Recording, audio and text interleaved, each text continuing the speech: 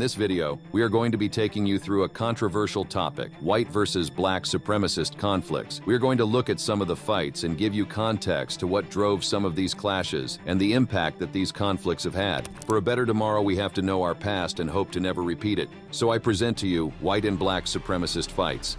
Red Summer of 1919. The Red Summer of mid-1919 was a dark period in American history. In that summer, there was a wave of white supremacist terrorism and racial riots in over 36 cities across the United States, as well as in a rural county in Arkansas. In many instances, these attacks involved violence against African Americans by white perpetrators. However, in some cases, African Americans fought back, most notably during the Chicago and Washington, D.C. race riots, which resulted in 38 and 15 deaths, along with numerous injuries and significant property damage in Chicago. However, the most devastating loss of life occurred in the rural area around Elaine, Arkansas, where an estimated 100 to 240 black individuals and 5 white individuals lost their lives. This event will later be called the Elaine Massacre. These anti-black riots were fueled by a series of post-World War I social tensions. These tensions were often related to the demobilization of both black and white members of the United States Armed Forces after World War I, an economic downturn, and heightened competition in the job and housing markets between European Americans and African Americans. There was also labor unrest during this period, with certain industrialists using black workers as strikebreakers, further stoking the resentment of white laborers. The media extensively documented the riots and killings driven by fears of socialist and communist influences on the black civil rights movement in the wake of the 1917 Bolshevik Revolution in Russia. There were also concerns about foreign anarchists who had targeted the homes and businesses of prominent individuals and government leaders through bombings. One very notable event from the Red Summer was the Elaine Massacre. The incident stood out as it occurred in a rural setting rather than an urban center. It was rooted in the resistance of the white minority against the labor organization efforts by black sharecroppers and fears of socialism. The conflict began with the fatal shooting of a white man during a confrontation. Planters formed a militia to arrest black farmers, sparking mob violence over 2 days. During the riot, an estimated 100 to 237 black people lost their lives, along with 5 white individuals. Governor Charles Hillman Brew appointed a committee of 7 to investigate, which wrongly labeled the Sharecroppers Union as a socialist enterprise. This report generated sensational headlines. The Justice Department's Bureau of Investigation found no evidence of a conspiracy among the sharecroppers. 79 black individuals faced trial, all convicted by all-white juries, with 12 receiving death sentences. Appeals reached the U.S. Supreme Court, which cited a lack of due process and set a precedent for increased federal oversight of defendants' rights in state criminal cases. Meanwhile, on November 13th, racial violence also erupted in Wilmington, Delaware, further adding to the turbulent racial climate of the era. In September 1919, the African Blood Brotherhood emerged in northern cities as a response to the violence and racial tensions of the Red Summer. This organization aimed to act as an armed resistance movement. Meanwhile, protests and appeals to the federal government persisted for weeks. On November 25th, a letter from the National Equal Rights League urged President Wilson to apply the same principles of international advocacy for human rights to the racial minority in the United States as he had for minorities in Poland and Austria, saying, "We appeal to you to have your country undertake for its racial minority that which you forced Poland and Austria to undertake for their racial minorities."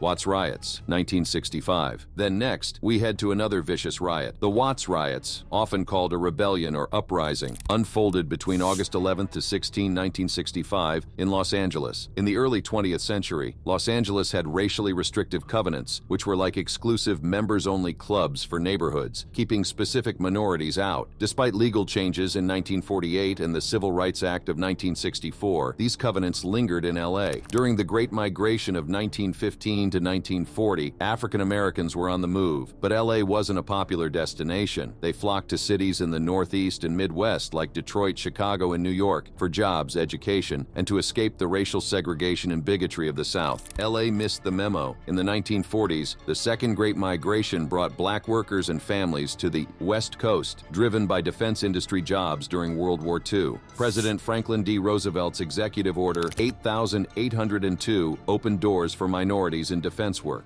LA's black population surged from about 63,700 in 1940 to 350,000 by 1965, making up 14% of the city. Meanwhile, Louisiana remained stuck with those outdated, racially restrictive covenants. By the 1940s, a staggering 95% of LA's housing was off-limits to minorities, even to those who'd served in World War II or worked in defense industries. These folks were funneled into East and South LA, including Watts. World War II had an unexpected twist. The government sent Japanese Americans to internment camps, leaving their spaces vacant. When they left, black residents moved in, creating a housing shortage in South LA. Post 1 and 2, suburbs cropped up like daisies. But to keep the peace, they kept black residents out. White families fled to these new neighborhoods, and a tactic known as blockbusting shuffled African Americans throughout the city. In 1964, Proposition 14 overturned the Rumford Fair Housing Act, deepening residential segregation. And then there was Chief Parker's LAPD, a top-notch force but notorious for police brutality. So when August 11, 1965 rolled around, the stage was set for an explosion. That evening, Marquette Fry, a young African-American man, was driving his mother's Buick under the influence. Rookie officer Lee Minicus pulled him over for reckless driving. Marquette's brother Ronald raced home to bring their mother, Rena Price, to the scene. Rena wasn't there to celebrate her son's driving skills. She was there to give him a piece of her mind for drinking and driving. But a motherly lecture took a dark turn. Rena was shoved, a scuffle broke out, an officer pulled a shotgun, and chaos erupted. There were reports of a police brutality and that the police had actually pushed a pregnant woman. The streets of LA turned into a war zone, with a 46-square-mile area becoming a battleground. The unrest grew, leading to a community meeting on August 12th to calm things down. However, it failed. Later that day, Chief Parker called in the California Army National Guard, framing the riots as an insurgency. Governor Pat Brown labeled it guerrillas fighting with gangsters. The situation intensified, and on August 13th, the first riot-related death occurred during a shootout. By August 16th, 16,000 law enforcement personnel patrolled the streets. The LAPD adopted a mass arrest policy. Blockades were set up, curfews enforced, and signs threatened deadly force. It was a battle zone. Rioters tore up sidewalks, smashed vehicles, and engaged in physical fights with police. Arson and looting targeted local white-owned stores that had earned resentment due to low wages and high prices. In the end, nearly 3,500 people were arrested, mostly for curfew violations. The riots involved around 31,000 to 35,000 participants, causing 34 deaths, 1,032 injuries, and over $40 million in property damage. Based upon Chief Parker's request for National Guard support, planning was initiated for the employment of 500 National Guardsmen. The Watts riots weren't just random chaos. They were a boiling point of racial tensions, discrimination, and social inequality. Some view it as a rebellion against an oppressive system, a turning point in the fight for civil rights. It laid bare deep-seated issues that demanded change. The events of those 6 days were a vivid chapter in the ongoing struggle for justice and equality in America. Newark Riots, 1967. With the Newark Riots, we're cruising down memory lane to the year 1967, and our destination, Newark, New Jersey. Now, Newark may not be the first place that comes to mind when you think of major historical events, but trust me, this one's a doozy. It would be the site of the tragic 1967 Newark Riots. This is where it began. This is where the fuse was lighted, a dusty corner in an old neighborhood of modest homes and new, low-priced apartments. It began with the arrest by white officers of the California Highway Patrol of two young Negroes, one on a charge of drunk driving, the other his brother, his passenger. In the tense evening of July 12, 1967, two white Newark police officers, John DeSimone and Vito Pontrelli, pulled over a black cab driver, John William Smith, igniting a series of events that would plunge Newark, New Jersey into a crisis. Their reason? Smith had daringly driven around their double-parked patrol car. The officers claimed Smith's license was revoked and that he'd been in 8 recent car accidents, yet he still needed to drive to make ends meet. The encounter escalated, and Smith was beaten and charged with assaulting the officers. News of his brutalization quickly spread, causing a crowd to gather outside the precinct, about 700 of them. Right there and then, the mob was unhinged. People in the crowd hurled rocks at the precinct while police rushed out donning riot gear. However, some people claim that insist the police initiated the confrontation. Amidst this chaos, several organizations began to investigate Smith's injuries. Upon seeing the severity of his condition, they successfully lobbied for his transfer to Beth Israel Hospital. Lootings and fires began to erupt, notably targeting liquor stores. During this turmoil, Mayor Adonizio met with community representatives who presented 3 crucial demands: suspend the officers involved, initiate an investigation into the incident, and promote Lieutenant Eddie Williams, the highest-ranking black officer, to captain. The mayor, however, hesitated, requiring 48 hours to consider the demands, while additional protests and rallies loomed on the horizon. The streets of Newark were set ablaze both figuratively and literally. These riots left at least 26 people dead and hundreds more seriously injured. And let's not forget the property damage, shattered storefronts, fires caused by arson, you name it. It was a mess. Much of the city's buildings were left either damaged or destroyed. It's safe to say the local contractors were getting their fair share of work, but not in the way they'd hoped. Then things start to heat up. The National Guard, with all their tanks and military gear, was called in to take over the city. Yes, you heard me right. Tanks rolling through the streets of Newark. This wasn't a scene from a movie. It was real life, and it shocked the nation when they saw it in the media. Tanks on American streets? Well, that's not something you see every day, but the story doesn't end there. After the dust settled, Newark faced a different kind of crisis. Many of its middle-class and affluent residents, along with a big chunk of the white working-class population, said, "See ya," and abandoned ship. This massive exodus led to a wave of disinvestment and urban blight that would haunt the city for decades. We're talking skyrocketing crime rates, gang activity, and more. Newark went through some rough times, to say the least. The Newark Riots weren't just a local affair. They were part of a national trend. You see, 1967 was quite the year for racial tensions in the United States. The Newark Riots were just one of over 150 race riots that erupted during what's now known as the long, hot summer of 1967. It's like the entire country had a fever, and the only prescription was more riots.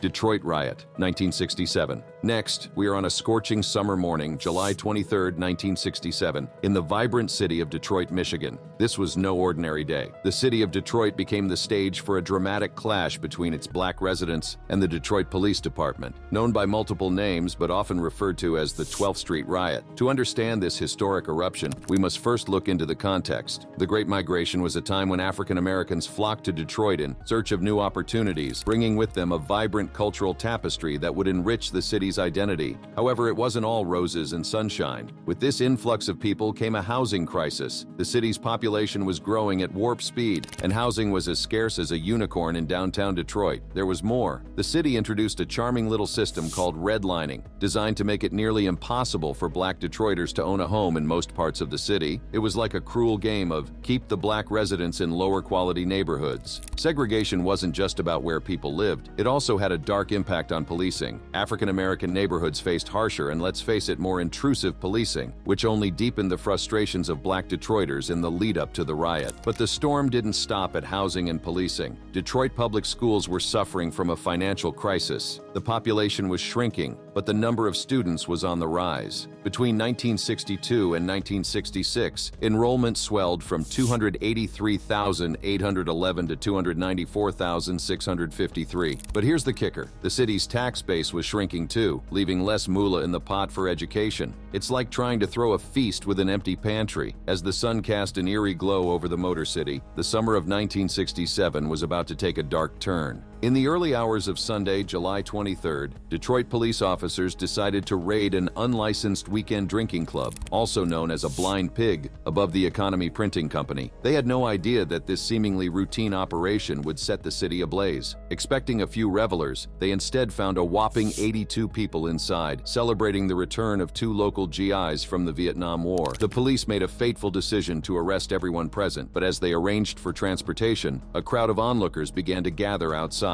having witnessed the raid. The tension was palpable. Amid this brewing storm, a man named William Walter Scott III, a doorman, took responsibility for inciting the crowd. He even threw a bottle at a police officer. This was the spark that ignited the powder keg. The Detroit police left, but the crowd was far from pacified. They started looting a nearby clothing store, and chaos soon erupted throughout the neighborhood. The authorities tried to regain control, but they were outnumbered and overwhelmed. The Michigan State Police, Wayne County Sheriff's Department, and the Michigan Army National Guard were alerted, but it took precious time to assemble enough manpower due to the fact that the incidents took place in the early hours. As a result, police didn't make their first arrest until 7 a.m., 3 hours after the raid. But the turmoil didn't end there. With each passing day, the violence intensified. There were an astonishing 483 fires, 231 reported incidents per hour, and a staggering 1,800 arrests. It was a war zone. As the city descended into chaos, partisan political issues complicated complicated matters. Governor George Romney and President Lyndon B. Johnson initially disagreed on sending federal troops. Meanwhile, Mayor Jerome Kavanaugh was reluctant to ask for help from Governor Romney, a political opponent. Chaos reigned, leading President Johnson to authorize federal troops, making Detroit the only domestic American city to be occupied by federal troops 3 times. The Michigan Army National Guard,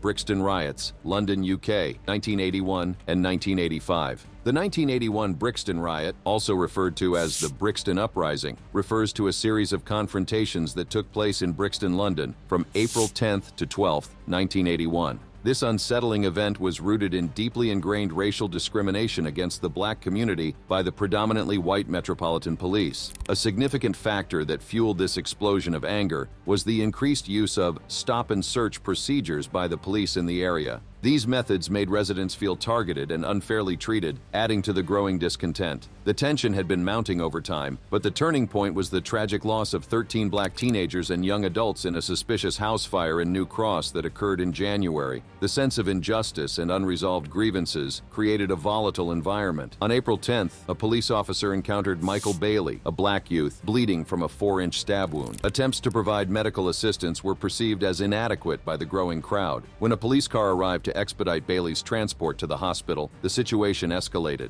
Rumors spread that the police were responsible for his condition, inciting over 200 predominantly Afro-Caribbean youths to confront the police. Tensions peaked as the day unfolded. Shops were looted, and a police van was set ablaze, signifying the unrest's intensity. Police, ill-equipped and without a clear strategy, faced off against rioters armed with bricks, bottles, and petrol bombs. Efforts to mediate between the police and rioters failed, leading to widespread destruction. The most intense day of the riot, known as Bloody Saturday, happened on April 11th. This day witnessed shocking levels of violence and damage. A total of 279 police officers and 45 civilians were injured. This wasn't your typical street disturbance. It was a widespread clash with far-reaching consequences. Many rioters seemed to have a strange fascination with fire. Over 100 vehicles were set ablaze during this chaotic period, including 56 police cars. The destruction extended to property, with nearly 150 buildings sustaining some form of damage. Tragically, 30 of them were reduced to ashes. The rioters displayed a remarkable capacity for destruction. The rioters also took advantage of the chaos to engage in looting, targeting numerous shops in the area. The frenzy of stealing was reminiscent of a chaotic Black Friday sale, but with more sinister undertones. Over 1,000 police officers were dispatched to Brixton, eventually quelling the riot. Eventually, police numbers swelled to over 2,500, and the rioting had subsided by early Sunday morning. The extent of damage included 2 pubs, 26 businesses, schools, and other structures set ablaze. In the aftermath of the riot, law enforcement was vigilant. A total of 82 individuals found themselves on the wrong side of the law, facing arrests for their participation in the events. Reports suggested that as many as 5,000 people were involved in these events, turning the streets into a battleground. This wasn't a minor clash. It was a large-scale disturbance that impacted the entire community. The Brixton Riot set off a chain reaction, as similar disturbances erupted in various English cities and towns later that July. It was as if a wave of civil unrest had swept across the nation. In response to these troubling events, the Thatcher government decided to initiate an inquiry to understand the underlying causes and consequences. This inquiry led to the Scarman Report, a comprehensive assessment of the issues that had led to this dark chapter in British history.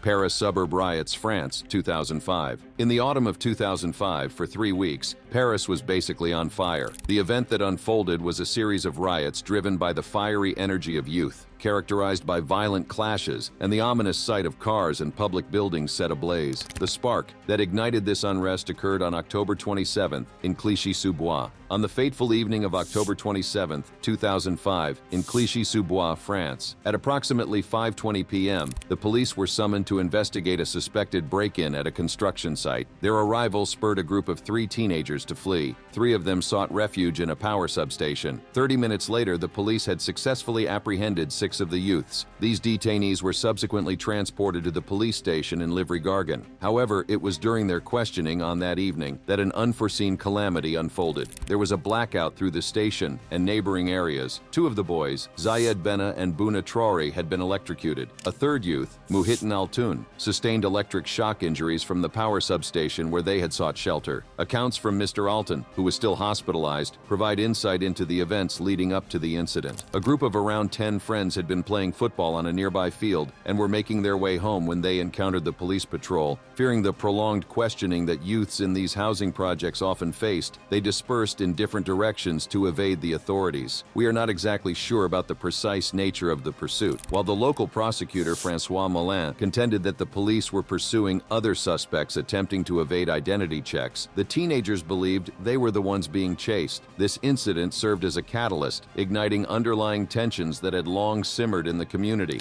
As protests emerged, participants conveyed their collective frustration with high unemployment rates and the perceived harassment and brutality of the police. Their rallying cry echoed a shared sentiment: "We've had enough." These neighborhoods were marred by a sense of confinement, giving birth to a pervasive climate of fear. Furthermore, the suburbs where the riots unfolded were home to a significant immigrant population, primarily of North African and Sub-Saharan African origin. This rich cultural tapestry was, unfortunately, accompanied by religious tensions that were believed to further exacerbate the frustrations and perceptions of discrimination. Factors like the aftermath of the September 11th attacks and the subsequent Iraq War cast a long shadow, leaving Muslims particularly vulnerable to prejudice. During this time, this area was marked by rising youth unemployment and a pervasive sentiment of police harassment, particularly in the less affluent housing estates. What followed was 3 weeks of chaos, as flames of rebellion flickered across France, painting a sobering picture of discontent and discord. The situation deteriorated to a point where, on November 8th, a state of emergency was declared, a move that was later extended for an additional 3 months. By the end of the riots, there were over 8,000 torched vehicles, stark symbols of the destruction wrought by the rioters. In their wake, more than 2,760 individuals found themselves in police custody. Soweto Uprising, South Africa, 1976. The Soweto Uprising, a watershed moment in the history of South Africa's struggle against apartheid, unfolded with a gravity that shook the world. June 16, 1976, presented a new form of resistance towards the Afrikaans language policy introduced under the Bantu education in 1953 under the then apartheid government. On the fateful morning of June 16, 1976, the streets of the Soweto township became a battleground for change, where black school children emerged as the vanguards of a profound transformation. Their rallying cry, born out of frustration and injustice, was in response to the apartheid regime's imposition of Afrikaans as the medium of instruction in black schools. This oppressive mandate sparked a fuse that ignited a relentless wave of protests. An astounding 20,000 students took to the streets, demanding their right to education in their mother tongues. An estimated 20,000 students took to the streets in Soweto, where they were met with excessive police brutality. The consequences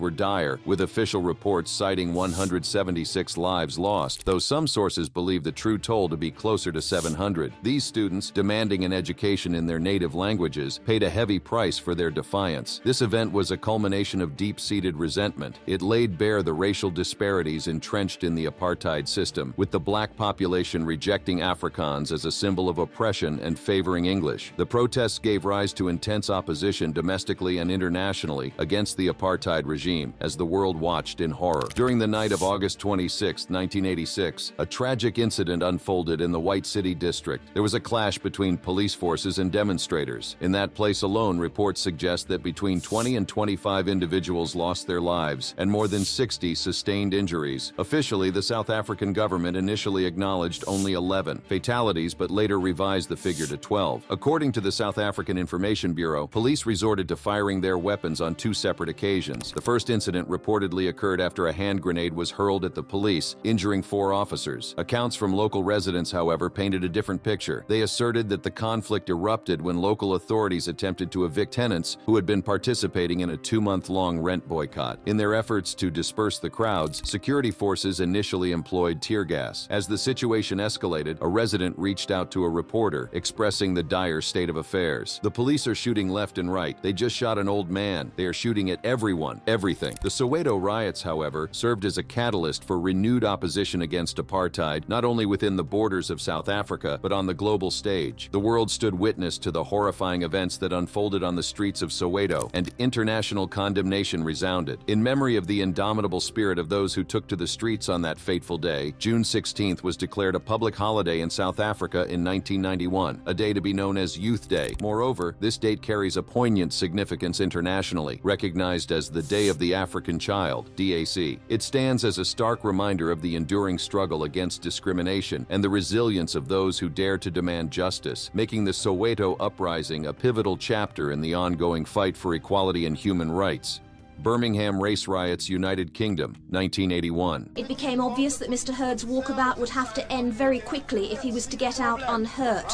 Bottles and bricks flew and the Home Secretary was bundled out of the way as another full-scale riot erupted. The Handsworth Riots of 1981 refer to the 3 days of upheaval that unfolded in Birmingham, England during July 1981. The most intense episode of violence occurred on the night bridging Friday, July 10th to Saturday, July 11th, with subsequent smaller disturbances on the following 2 nights. These riots were often described as copycat riots by the Scarman Report, transpiring in the wake of the Brixton Riots in London, and roughly simultaneously with the Toxteth Riots in Liverpool and the Moss Side Riots in Manchester. However, some have contested the oversimplified notion of them being mere imitations. The immediate catalyst for the unrest was an attack on a locally prominent police superintendent who was attempting to quell rumors of an impending march by the right-wing National Front. These disturbances resulted in 121 arrests, 40 police officers sustaining injuries, and extensive property damage. Notably, before the riots, Handsworth had been held up as a model of successful community policing. Nevertheless, many black British youths disputed claims of amicable relations between them and the police, as approximately 40% had been subjected to stop-and-search procedures over the preceding 12 months. Handsworth was a diverse community with white, black, and Asian residents, and post-riot surveys revealed limited evidence of significant racial tensions. A week before the riots, The Times reported on a festival in Handsworth Park, attended by 8,000 people, black and white, portraying an atmosphere as harmonious and peaceful as a rural village fete. Participants in the riots often cited unemployment, boredom, and the emulation of events elsewhere as the most common reasons for their involvement. That, however, would not be the last riot that took place in Birmingham. The second Handsworth riots occurred in Birmingham's Handsworth district from September 9th to 11, 1985. These riots were triggered by the arrest of a man near the Acapulco Cafe in Lozells and a police raid on the Villa Cross public house in the same area. This led to hundreds of people attacking the police and property, involving looting, vandalism, and even firebombings. By 1985, Handsworth had been predominantly inhabited by black and Asian communities for about 30 years and had one of the highest unemployment rates in Birmingham. The riots resulted in the tragic deaths of 2 brothers, Kasamali Moladina and Amirali, who were burned to death in their post office. 2 other individuals remained unaccounted for. 35 people were injured. Over 1,500 police officers were deployed to the area. Approximately 45 shops were looted and set ablaze, causing extensive damage worth hundreds of thousands of pounds. Besides racial tension, high unemployment rates with fewer than 5% of black school leavers finding employment in the preceding summer were considered significant contributing factors. These riots were the focus of John Akomfra's documentary film Handsworth Songs, and filmmaker and artist Pogus Caesar documented them extensively through photographs exhibited in various prestigious locations. The events also inspired reggae artist Pat O'Banton's song Handsworth Riots, and were observed by Goldie and Bronx graffiti artists Brim, who documented the devastation in the documentary Bommin'. These Handsworth riots marked the beginning of a series of similar riots across the UK in the autumn of 1985, notably the Broadwater Farm Riot in London, which also resulted in a fatality.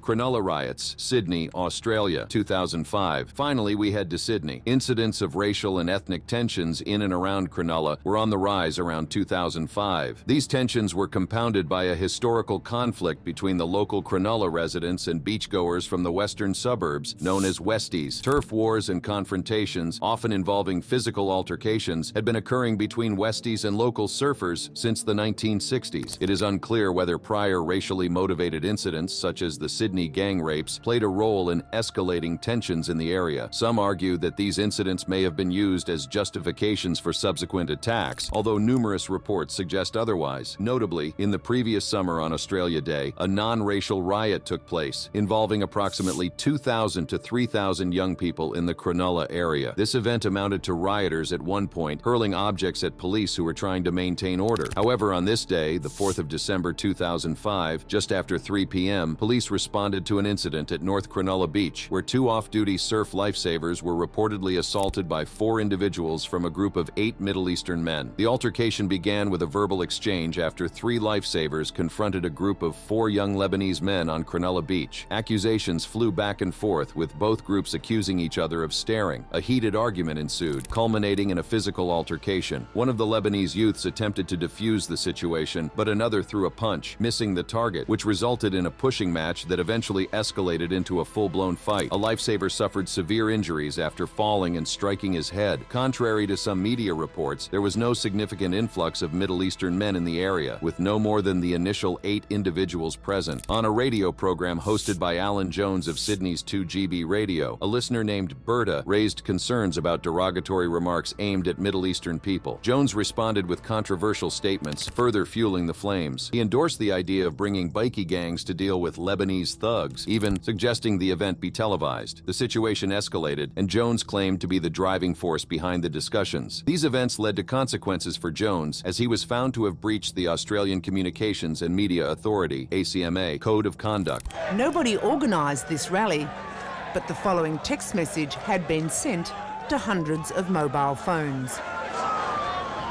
This Sunday, every f***ing Aussie in the Shire get down to North Kenola to help support Leb and Wog Bashing Day. On December 11, 2005, about 5,000 people gathered at North Kenola Beach. While the morning began with barbecues and impromptu gatherings, tensions flared when a young man of Middle Eastern appearance arrived. The crowd quickly turned hostile and attacked him, forcing him out of a local pub. The police intervened to resolve the situation. Later, 2 women engaged in a verbal argument, leading to a scuffle that required police intervention. Additionally, 2 boys from Bangladesh were surrounded by the crowd, who pelted them with objects and chanted derogatory slogans. Police vehicles were attacked, and more individuals were assaulted throughout the day. A growing mob, driven by rumors, targeted people of Middle Eastern appearance at Kenola train station, with the police using excessive force to control the crowd. Multiple assaults occurred, both on the beach and outside a takeaway restaurant, causing property damage and violence. By the end of the day, 26 people had been treated for injuries, including a police officer and 2 ambulance officers. 16 individuals were arrested and faced 42 charges, ranging from malicious damage to resisting arrest. In the evening, around 100 residents from Punch Bowl and other groups gathered, some armed with weapons, formed a convoy of over 40 cars, driving to the beaches for retaliation. They assaulted individuals, damaged cars, and set at least 1 on fire. Police in riot gear attempted to contain the violence, and residents reported widespread vandalism of cars and property. 1 man was stabbed multiple times but survived, while another was beaten and robbed by a group of men. Additionally, a woman wearing a headscarf was harassed and threatened by a group of white males. About 100 people were arrested and booked, and that is what we have for you in this video. We hope that you enjoyed it. If you did, kindly click on one of the cards on your screen for more videos like this.